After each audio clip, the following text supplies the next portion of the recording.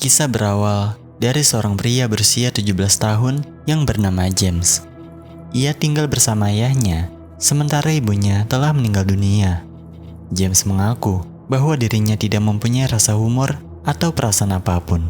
James bahkan pernah memasukkan tangannya ke dalam minyak panas demi bisa merasakan sesuatu.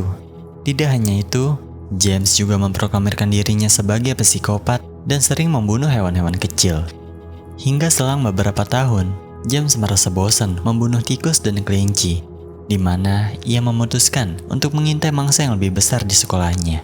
Saat itulah ia bertemu dengan Elisa yang merupakan murid baru di sekolahnya. Elisa tinggal bersama ibunya dan ayah tirinya. Ia selalu mendapatkan ucapan selamat ulang tahun dari ayah kandungnya, namun tidak pernah melihatnya lagi sejak umurnya 8 tahun. Ketika ia bertemu dengan Elisa yang suka memerintah dan kurang ajar, James menyadari bahwa dirinya telah menemukan mangsa selanjutnya.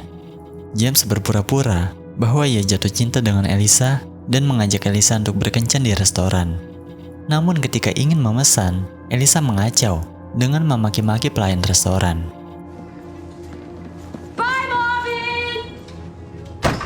James pun membawa Elisa ke rumahnya dan mereka ngobrol bareng di depan rumah.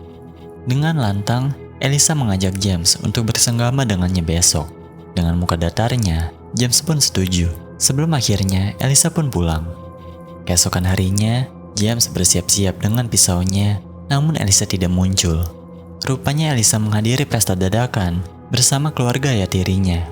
Tapi Elisa merasa tidak cocok. Terlebih lagi ayah tirinya sering menggodanya, sehingga ia pun bergegas ke rumah James. Sesampainya di sana, Elisa langsung membuka pakaiannya, tapi James tampaknya tidak tertarik pada seks. Karena di dalam lubuk pikirannya, James terlalu sibuk memikirkan cara terbaik untuk membunuh Elisa. Ketika ingin membunuhnya, Elisa mengajaknya untuk melarikan diri bersama. James langsung menyetujuinya sebelum akhirnya ia menonjok ayahnya dengan keras dan mencuri mobil kesayangannya.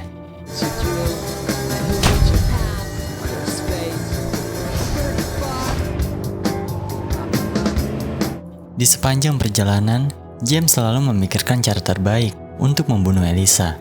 Sementara Elisa nampak bahagia sebab kini ia merasa bebas dan dapat melakukan apapun yang diinginkannya.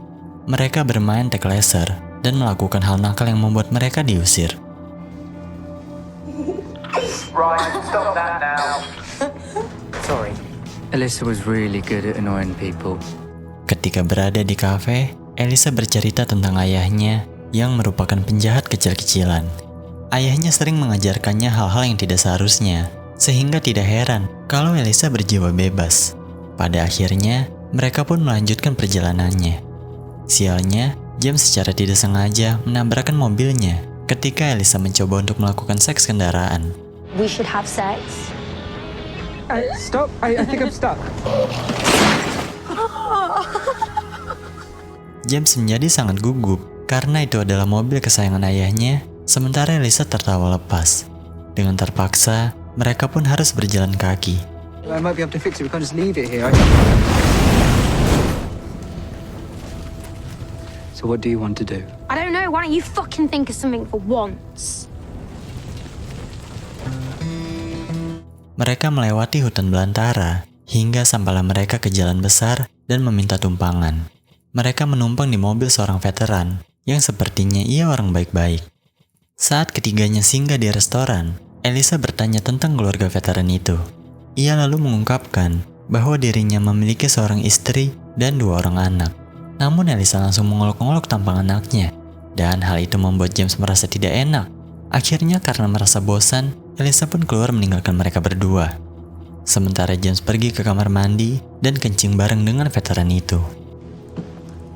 Sometimes I just let things happen, even though I didn't want them to. Gak lama kemudian, Elisa mendatangi mereka berdua di kamar mandi.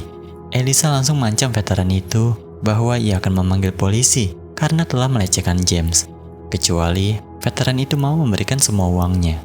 Veteran itu pun menurut sebelum akhirnya mereka berdua check-in di sebuah motel menggunakan uang itu. Begitu mereka masuk ke kamar, Elisa menyuruh James untuk memutar film porno. Setelah itu, Elisa ke kamar mandi dan mengeluarkan air matanya. James yang ingin membunuhnya pun merasa tidak tega dan ia menyimpan pisaunya lagi. Setelah selesai mengeluarkan air matanya, Elisa keluar kamar dan menggunakan telepon umum untuk menelpon rumah ibunya. Di sana, Tony mengangkatnya dan Elisa meminta untuk berbicara dengan ibunya, namun Tony tidak memberikannya. Patah hati, Elisa menutup telepon itu, sementara Gwen tampak kecewa karena tidak bisa berbicara bebas dengan putrinya. Namun ia juga tampak gugup untuk berbicara banyak kepada Tony. Kembali ke kamar, Elisa memberitahu James bahwa ia tidak akan pernah pulang ke rumah lagi. Ia juga bertanya apakah James benar-benar jatuh cinta kepadanya. James selalu menjawab iya, sebelum akhirnya pasangan itu pun tidur bersama. Sementara itu, ayah James mulai menelpon polisi untuk mencari keberadaan James. Keesokan harinya, mereka kemudian keluar dari motel dan membayar seluruhnya dengan uang tunai. Mereka berencana untuk ke rumah ayah kandung Elisa dengan berjalan kaki. Sambil berjalan itulah mereka menemukan sebuah rumah yang tampaknya sedang tidak ada penghuninya. Setelah dengan ahli mengamati tumpukan surat dan tidak adanya alarm pencuri, Elisa langsung mendobrak rumah itu. Pemilik rumah adalah seorang penulis bernama Cliff, di mana ia memiliki sebuah lemari penuh dengan miras. Mereka menggeledah rumah itu dan makan bersama di pinggir kolam. Setelah membuang piring mereka ke dalam kolam, Elisa menyarankan agar mereka berdansa dan James menyadari bahwa ia tidak bisa mengatakan tidak kepadanya. James menutup matanya dan berdansa mengikuti alunan musik.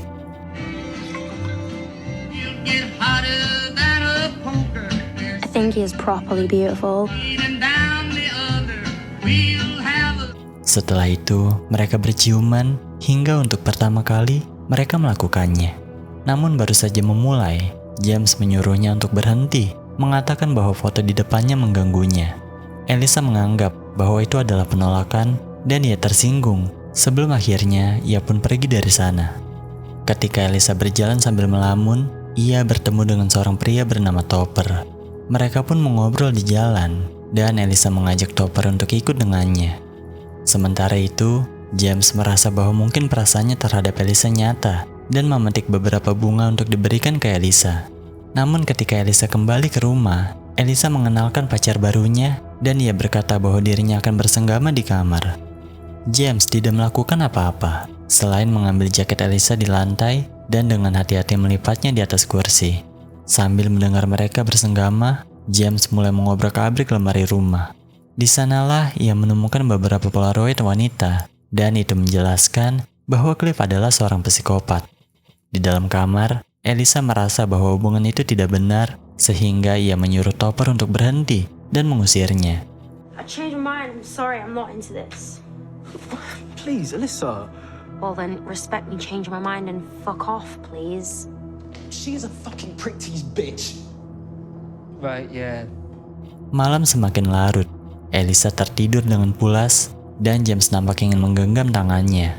Namun gak lama kemudian, pemilik rumah tiba-tiba saja pulang dan James bersembunyi di bawah kasur. Cliff menyelidiki kekacauan yang dibuat oleh para penyusup di rumahnya. Tetapi kemarahannya tiba-tiba saja mereda setelah ia bertatapan dengan Elisa. Cliff mendekatinya dengan manis, lalu segera berubah menjadi jahat, memaksa Elisa untuk bersenggama. Menyadari hal itu, James langsung keluar dari bawah kasur dan membunuh Cliff dengan pisaunya. I'm sorry, I didn't know. Sambil menatap tubuh Cliff yang berlumuran darah, James bertanya kepada Elisa, apakah ia masih perawan? Elisa menjawab iya. Setelah apa yang terjadi, mereka berusaha mengangkat jenazah Cliff. Namun mereka tidak kuat dan memilih untuk membersihkan rumah itu. Mereka membuang semua barang bukti dan dengan cermat membersihkan barang-barang yang mereka sentuh. Setelah itu, James menunjukkan Elisa sebuah rekaman dan beberapa polaroid yang membuktikan bahwa Cliff adalah seorang psikopat. Mereka pun memutuskan untuk menaruh barang bukti itu di samping jenazah Cliff sebelum akhirnya mereka membakar baju mereka. Keesokan harinya, karena mereka takut ada orang yang melihat mereka, James dan Elisa memutuskan untuk merubah penampilan. I think it's fair to say that my disguise wasn't as effective as Alyssa's. I looked pretty much the same. I don't recognize myself. Sementara itu, ibu Cliff datang ke rumah anaknya dan teriak histeris Setelah melihat jenazah anaknya, ia menghancurkan semua Polaroid kecuali rekamannya. Seorang detektif bernama Terry dan Eunice mulai menyelidiki TKP dan menemukan dompet Topper yang tertinggal. Saat mereka menginterogasinya, Topper mengungkapkan identitas Elisa dan James serta bagaimana Elisa memperlakukannya. Setelah mendengar semua itu, mereka memutuskan untuk memasukkan James dan Elisa ke dalam daftar orang hilang. Sementara itu, terlepas dari upaya yang telah James lakukan, Elisa menjadi tidak percaya padanya dan meninggalkannya saat James menunggunya di kafe. Pasangan itu pun berpisah, dan untuk pertama kali, James merasakan patah hati yang begitu mendalam. James membayar 3 remaja laki-laki untuk memukulinya berharap mengalihkan perasaannya. Dalam narasinya, James menyadari ketertarikannya yang semakin besar pada Elisa dan berhenti berencana untuk membunuhnya. Ia memutuskan untuk melaporkan pembunuhannya sendiri kepada polisi dan menyadari bahwa ia bukanlah seorang psikopat, melainkan seorang pria yang kurang perhatian. Dalam kilas balik, ibunya James yang bernama Vanessa melakukan bunuh diri tepat di hadapannya. Belum tahu pasti apa alasan Vanessa bunuh diri, tetapi kalau ditebak dari raut wajah sebelumnya, mungkin karena stres. Di masa kini, ketika James berada di kantor polisi, ia tiba-tiba saja berubah pikiran dan malah menggambarkan bunuh diri ibunya sebagai pembunuhan yang ia maksud. James kembali memikirkan Elisa dan melarikan diri dari kantor polisi. Sementara itu, ayahnya James yang bernama Phil ditanya oleh detektif serta memberitahunya tentang mobil miliknya yang terbakar. Phil tidak mempermasalahkan hal itu dan terus membela James. Ia menyarankan mereka berdua untuk menginterogasi keluarganya Elisa karena setelah bertemu Elisa, James menjadi orang yang berbeda. Pada akhirnya, mereka pun menanyai orang tuanya Elisa. Namun Tony tampak tidak peduli dengan Elisa. Tony bahkan selalu menyela Gwen ketika ia ingin memberitahu detektif tentang anaknya. Raut wajahnya terlihat tidak peduli, seakan-akan ia tidak menganggap Elisa sebagai anaknya. Di sisi lain, Elisa akhirnya terbangun dari tidurnya dan melanjutkan perjalanannya menuju ke rumah ayahnya. Tapi di tengah perjalanan, ia mengalami haid dan memutuskan untuk pergi ke sebuah toko untuk mencuri celana dalam. Namun Elisa ditangkap oleh Emil yang merupakan seorang penjaga keamanan. Namun ketika ia melihat Elisa yang nampak muram dan berantakan, penjaga itu pun melepaskannya. Elisa memutuskan untuk kembali ke kafe, berharap James berada di sana. Dalam narasinya, Elisa merasa menyesal karena menyadari ia telah meninggalkan James, padahal sebelumnya James telah menyelamatkan nyawanya. Hingga pada akhirnya, pasangan itu pun bertemu kembali dan Elisa meminta maaf karena telah meninggalkannya. Mereka berdua berdamai dan memutuskan untuk melanjutkan perjalanannya menuju ke rumah ayahnya Elisa. Di waktu yang sama, penyelidik menemukan sebuah pisau yang dipakai oleh James untuk membunuh Cliff. Singkat cerita, James dan Elisa bersama-sama mencuri mobil dan langsung tancap gas menuju ke rumah ayahnya Elisa.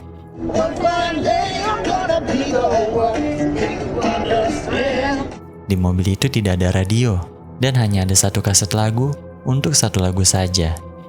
Saat di tengah perjalanan, mobil mereka kehabisan bahan bakar dan berhenti di salah satu pom bensin.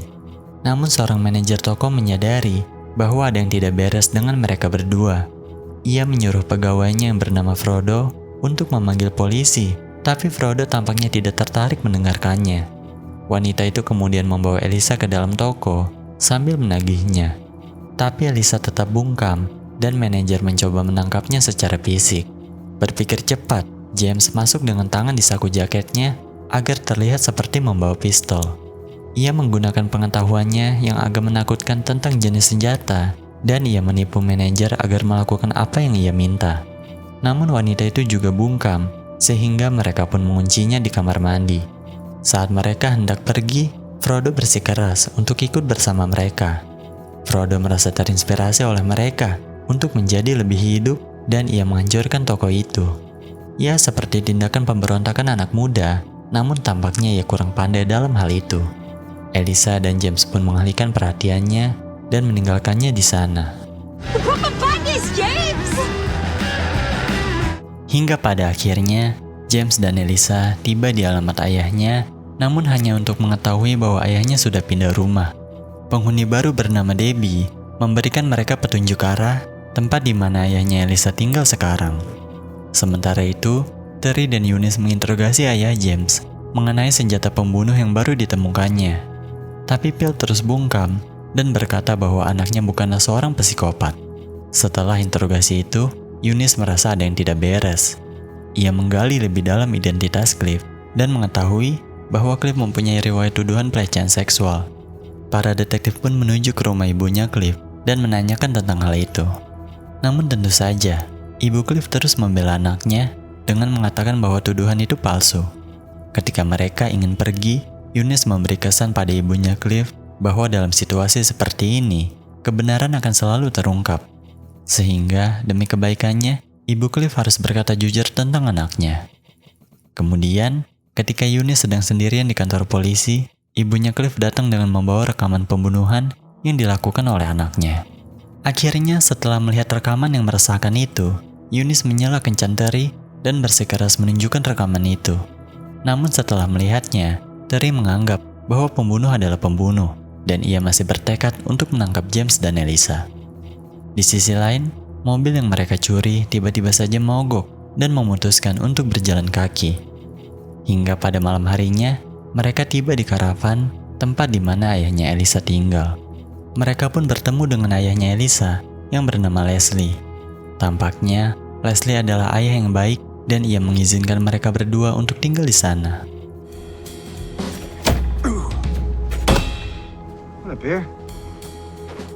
James dan Elisa rukun dengan Leslie. Namun saat James mengetahui bahwa Leslie adalah seorang pengedar narkoba, James tidak setuju dengan rencana Elisa untuk tinggal di rumah Leslie. Walau begitu, Elisa tidak peduli dan ia tetap mempercayai ayahnya. Di sisi lain, Tony, Gwen, dan Phil terguncang secara emosional setelah polisi menunjukkan rekaman CCTV perampokan yang dilakukan oleh anak mereka.